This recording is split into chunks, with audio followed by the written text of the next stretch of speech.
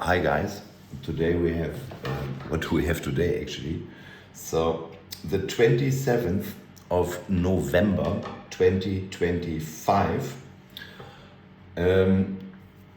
So this is already an article 2 days ago. I started to write some stuff on this. Anyway, it's from our Honorable Rabbi Joseph Edery from the Sanhedrin Initiative. Land, Blood and Covenant, a story of how the world gained its land and how the Torah says land should be held. So I really have to say there's some excellent information. So I urge you to go to MNglobal.org, take a look at the article section. So of course there is a lot of AI going on and so on. Nevertheless,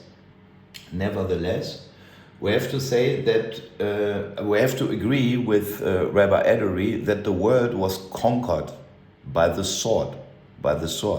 So there is currently not one nation in the world which can say, okay, we came here peacefully and remained peacefully. No, it's not true. So the world, especially Europe, was conquered by Rome and then later on by Great Britain and other empires who came, stole land, killed the population and installed their new system on there. So the last time that happened was during World War II. Anyhow, so today to say that Israel steals land from the Palestinians is preposterous. You know, the Palestinians never had their own state. And when Israel comes back into the land, we come back into our inheritance. So this is a very big issue here. So, Rome, the empire that replaced the kingdom, built on prophecy. So very important. So that already Josephus said that Herod was no king by the law of our nation, but a slave raised to the throne by the Romans. So the Romans always had their puppet kings, yeah. So and these of course include our Jewish actor Zelensky in Ukraine. All right. So there are always Roman puppets king. You know, some of them, of course, are somehow Jewish or not Jewish. You know, so we see this now with the president in Mexico and so on.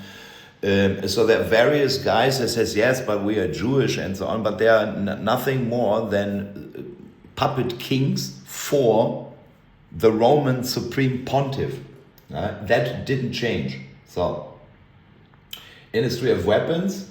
So then Yossi goes on, when he reads about the inheritance, the Torah counter model, land allocated, not sized. So in Yehoshua 11:23, so Yehoshua is from the tribe of Ephraim.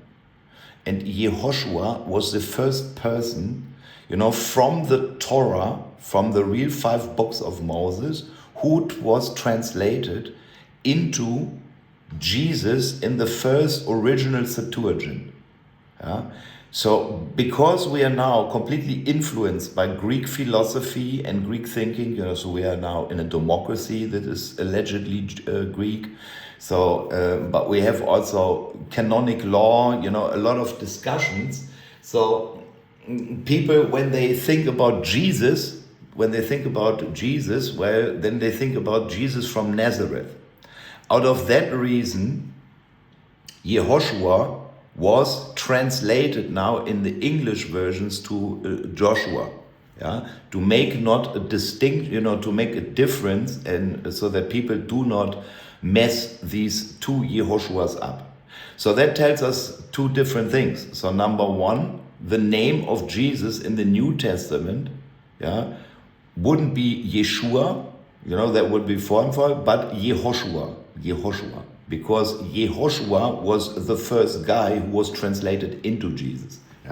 So to avoid any confusion, the translator in later times, especially the Christian translator, so they avoided everything, which connected the Jesus from David with the Jesus from Ephraim.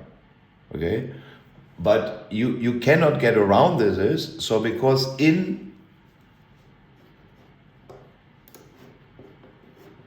let's see if I can have now I have some issues with my internet. So anyhow, so we read, of course, in Joshua 1 that God gives Joshua, Jesus, from Ephraim, the authority over the Torah and orders him to distribute the land as an inheritance to the people. So this was done for Joshua. So this is the land conquest, of course. And so here, of course, right in the middle is Ephraim. Yeah. So Yehoshua is buried here. So he's buried in the mountains of Ephraim. I visited his grave. Yeah, his gravesite. So we see that here Abraham, when he came first time to Israel, so he settled between Bet-El and Ai. Well, that is in the territory of Ephraim. So when we read now that Jacob puts down his head and lays on a stone and he calls the place Bet-El, well, then this is the place.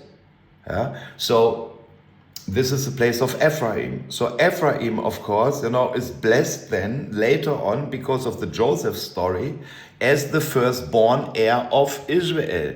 And this is the very reason why Yehoshua was called by God, to bring in the children of Israel into the land. It was the firstborn heir, basically, who handed out the inheritance. Now, when we are not, so we see here, this is Manasse, it's divided up, yeah, and perhaps you saw this short before, so we have now Black Friday sales, okay, so now we have here now from our Adam Berkowitz, our neighbor, so this also appeared in the Jerusalem Post, yeah. So it's quite a big issue that Israel now, the state, the Jewish and democratic state of Israel, so moves now to reunite the lost tribes after 2,700 years, the lost tribes. Okay, so we from the nation of Ephraim, so we said, yes, we are from the lost tribes. I'm Ephraim, the whole time. It's written all over the place. So now we had all these issues, because of Christians, because as Christians says, yeah, but you don't believe in Jesus. Yeah, we said, yeah, but we keep the Torah and da. I said, no.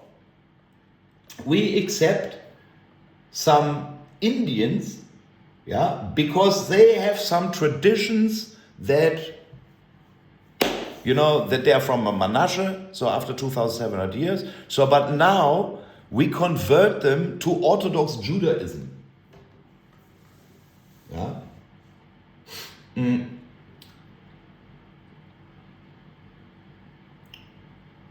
Where is it standing here? So, here. So Israel's chief rabbinate recognized them in 2005. So the chief rabbis of Israel recognized the Bnei Manasse as from Jewish descent. Yeah. Now we will see how crazy this all is. Okay. So it's of Jewish descent in 2005. Yeah. Though all immigrants must undergo Orthodox conversion upon arrival. Yeah, is that okay? So they are not Manasse. They are Orthodox Jews. Yeah, so it's like Nissim Black. Yeah, so yes, we have a black Jew. Yes, super. Okay, so everybody can become Jewish. Some Indian tribes and so on, but they are then really Jewish and they lose